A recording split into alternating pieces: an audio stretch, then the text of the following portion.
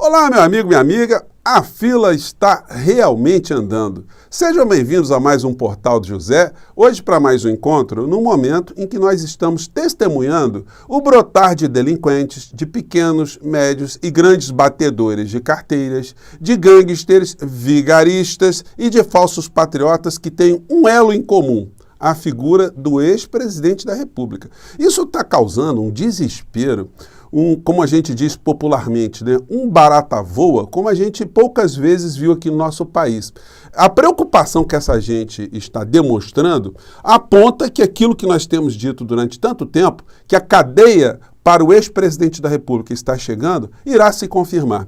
Hoje eu vou trazer para vocês mais alguns fatos, algumas situações muito interessantes, algumas revelações para muitas pessoas, mas, antes de mais nada, quero convidar você que está chegando agora ao nosso portal a se inscrever aqui conosco. Você que é muito bem-vindo. Todos os dias nós fazemos análises aqui da realidade brasileira. Se você gostar dos nossos outros vídeos, compartilhe, não esqueça de dar o seu joinha, de mandar os seus comentários, que são sempre lidos, são sempre bem-vindos aqui no nosso portal. E se puder, participe dos nossos chats, que é um ambiente que eu sempre abro aqui para conversar com vocês entre 5 horas, 5 e meia, antes de entrarmos no ar. E se puder, mais ainda, se inscreva no nosso clube de membros, que é uma forma de você ficar mais engajado, você ficar aqui permanentemente no nosso portal, tá bom? Então vamos seguir em frente aqui.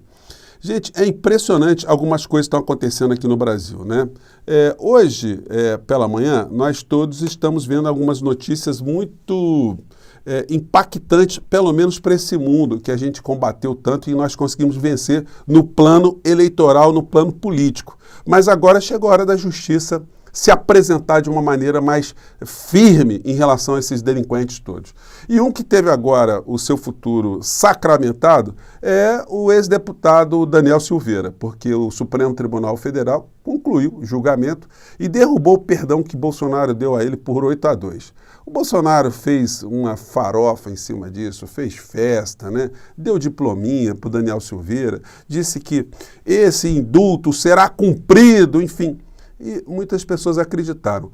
No imaginário dessas pessoas, quando eles viram que já tinham cometido muitos crimes, o caminho para uma solução ilegal era irreversível na cabeça deles. Eles sabiam que dentro do Estado de Direito eles seriam responsabilizados. Daí eles terem vitaminado de todas as formas que puderam um golpe aqui no nosso país. Eles queriam quebrar a instituição, queriam quebrar a nossa democracia para reinarem na impunidade. Só que o plano deu totalmente errado e agora eles estão sofrendo impacto. Então, o Daniel Silveira agora ele vai ter que lutar por um melhor cumprimento da pena, porque a situação para ele ficou muito ruim e acumulada, né, essa situação com outros crimes que ele cometeu ao longo desse processo, porque ele foi tirando tornozeleira eletrônica, ele foi descumprindo uma série de medidas judiciais e aí a situação para ele ficou absolutamente irreversível. Não tem a quem recorrer. O recurso para ele é junto ao Supremo Tribunal Federal, mas ameaçou matar ministro, né?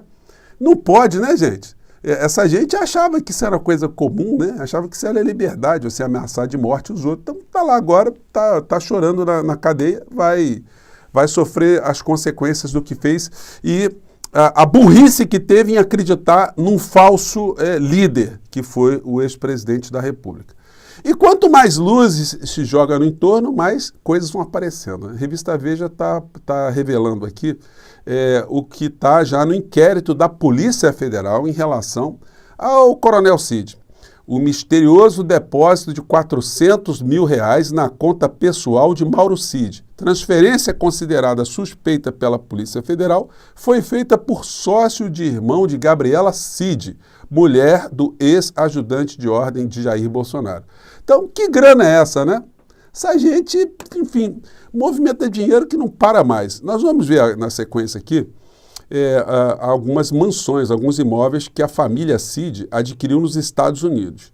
E o general, pai do Cid, tem sido apresentado aí pela imprensa como uma figura que está muito inconformada, né, com o que está acontecendo com o filho.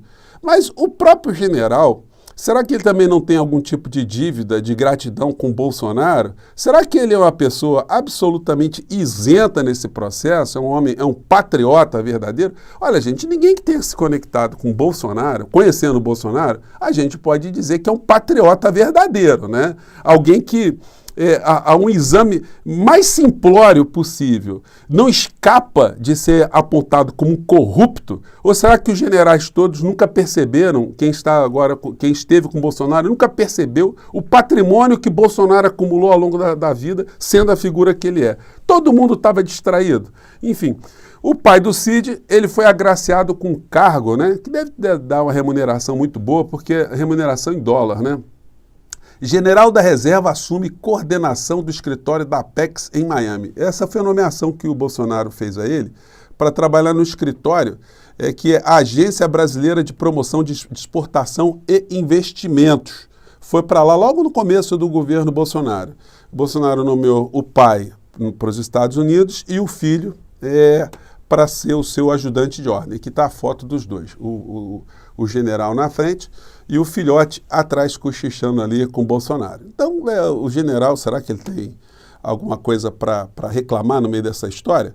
Bom, Mauro Cid muda a defesa e substitui advogado ligado à família Bolsonaro. Gente, eu falei aqui para vocês, eu cheguei a mostrar aqui o enunciado do Superior Tribunal de Justiça, que aponta que existe colidência de defesas quando um advogado está defendendo um criminoso e defende outro criminoso que tem conexão um com o outro. Ou ele defende um, ou defende o outro, sobretudo quando o crime está materializado e alguém cometeu o crime. Quem cometeu o crime? Né? Como é que se faz uma defesa de um sem resvalar na responsabilidade do outro? Eu disse a vocês que esse tipo de situação, que era notória, o advogado de Mauro Cid, seu advogado de Torres também, do Piu Piu, que está preso, e ter sido advogado de Flávio Bolsonaro, e ter sido funcionário de Bolsonaro, ter sido nomeado por Bolsonaro para ser secretário de consumidor, que essa situação toda dificultava a defesa do Anderson Torres e do Cid. E, portanto, tanto o Ministério Público quanto o ministro Alexandre de Moraes poderiam alegar à frente, decretar que os dois ali estavam sem defesa, já que a Constituição prevê que todos nós temos direito ao contraditório e uma ampla defesa. Se esse princípio constitucional não é respeitado, tanto o promotor de justiça quanto o juiz, ele tem que decretar ali que a pessoa está sendo julgada sem uma defesa, porque não tem uma defesa técnica ou uma defesa corrompida. Então, eu disse aqui que o Cid e o Torres tinham que se livrar do advogado que estava zelando ali não pelos interesses deles, mas pelos interesses de Bolsonaro. E aí a gente vê exatamente isso aqui. O Cid dispensou o advogado, que eu mostrei aqui para vocês, é sempre importante, né, repetir, o que ele disse aqui numa entrevista na Globo News. Vamos pegar aqui esse trechinho aqui, eu vou colocar pequeno mesmo sem ampliar, vamos lá. Um ajudante de ordens, como o próprio cargo, o nome do próprio cargo sugere, ele cumpre ordens ou ajuda no seu cumprimento. Mas eu também posso adiantar ao senhor em que nenhum desses dois casos houve qualquer intervenção por parte do presidente Bolsonaro, né?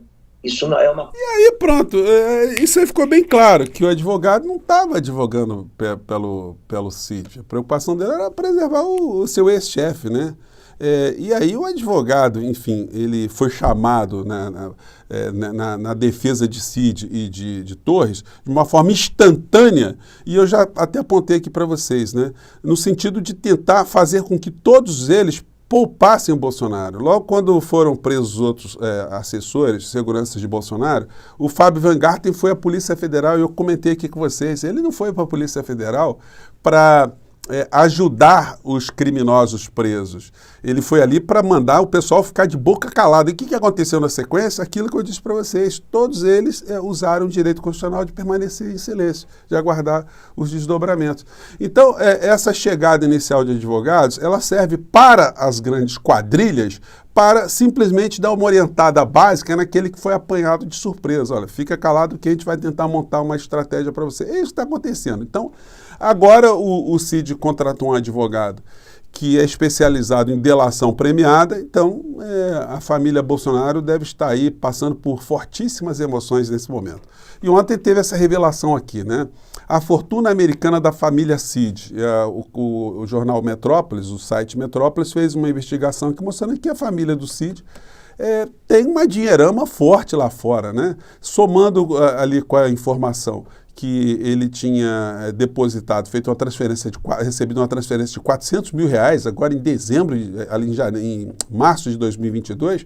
Então tem coisas a serem explicadas. Talvez o Flávio Bolsonaro, o Eduardo Bolsonaro, o Carlos Bolsonaro, o Jair Bolsonaro, possa explicar como é que se multiplica imóveis fora do nosso país, porque aqui dentro do país eles são experts nisso, né? Todos eles têm imóveis assim, absolutamente incompatíveis com a renda que oferem. Agora eu pergunto para vocês, precisou o canal Metrópolis, que tem muito menos estrutura, vir para revelar esse tipo de situação? Nós sabemos que a maior empresa de comunicação do nosso país faz investigações para descobrir desvio de merenda em Quixeramobim. Aí aparece no Fantástico, a matéria enorme, né? Desvio de verba para comprar lápis no interior do Maranhão. Aí eles vão lá, fazem uma matéria, né? Fica longa a matéria, o repórter investigativo. E nunca colocaram uma luzinha sobre o patrimônio da família Bolsonaro, sobre as pessoas que estão no entorno do ex-presidente da República. Claro que muitas situações eles tinham informação, mas evidentemente, como eu sempre disse aqui para vocês, o importante era preservar o criminoso mor da nação, porque preservando o criminoso mor, se preservava os outros gangsters que atuavam na penumbra para saquear o povo brasileiro, conforme a gente denunciou aqui várias vezes. A Eletrobras agora está no foco de uma série de investigações e questionamentos judiciais. É o presidente da República que está dizendo que teve falcatrua ali. São os ministros do presidente Lula que estão dizendo que teve falcatrua ali. E nós já estamos falando isso desde quando esse processo surgiu. Mas isso tudo foi acobertado no meio da pandemia, passando voto por baixo, correndo, votação simbólica, votação no Congresso Nacional, remotamente, sem discussão, sem a sociedade estar sabendo disso. Patifaria pura. Bom, mas eles, em alguns casos, né, como eu disse para vocês, eles fizeram vistas grossas, né? Mas agora não vai ter como ficar escondendo muito, né? Essa situação da fortuna da família Cid e a condenação do Daniel Silveira, somada com a pancada que o Telegram tomou ontem, mostrou que os bolsonaristas não podem mais praticar crimes pelas redes.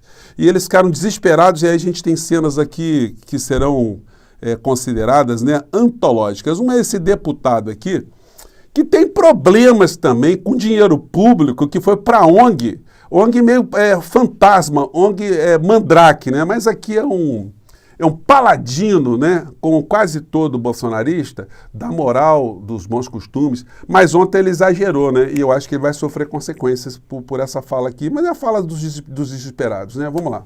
Um palavrão, mas vocês são uns belos de uns vagabundos, vocês são uns ladrões, vocês são usurpadores de recursos dos mais simples brasileiros. Ministro Alexandre de Moraes, e o senhor suspende Telegram. O senhor tá de sacanagem, porra. O senhor tá desviando o dinheiro da empregada doméstica para enviar para Venezuela, para matar pessoas.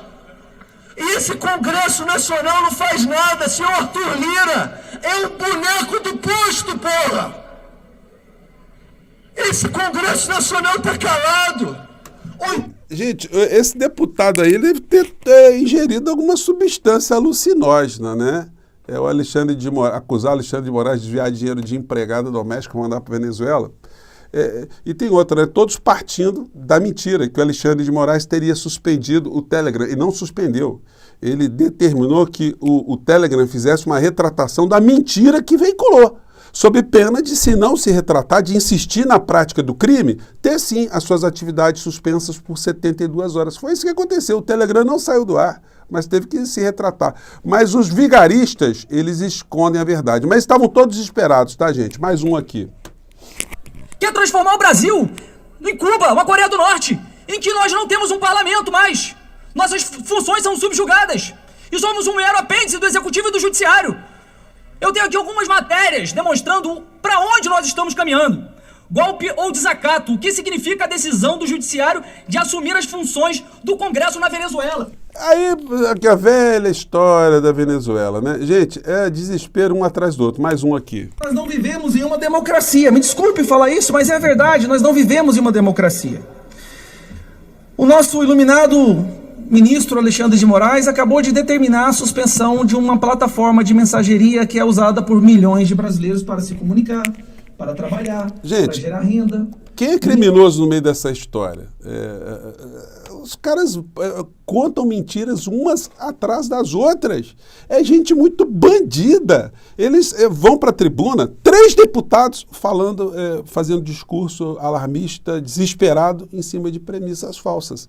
Mas são essas criaturas que nós conseguimos, né, arremessar a sua maior parte para o lixo da história. Só que alguns estão indo para o lixo da história a bordo, né, de muito luxo e também com muitas mansões que vão ter que explicar, né, da onde veio essa dinheirama toda. General, coronel, militares que estavam ali ao redor de Bolsonaro, os patriotas, né? Que patriotismo foi esse, ô cara pálida? Bom, mais tarde a gente volta aqui porque o desespero dessa gente hoje promete, tá bom? A gente volta mais tarde. Até já.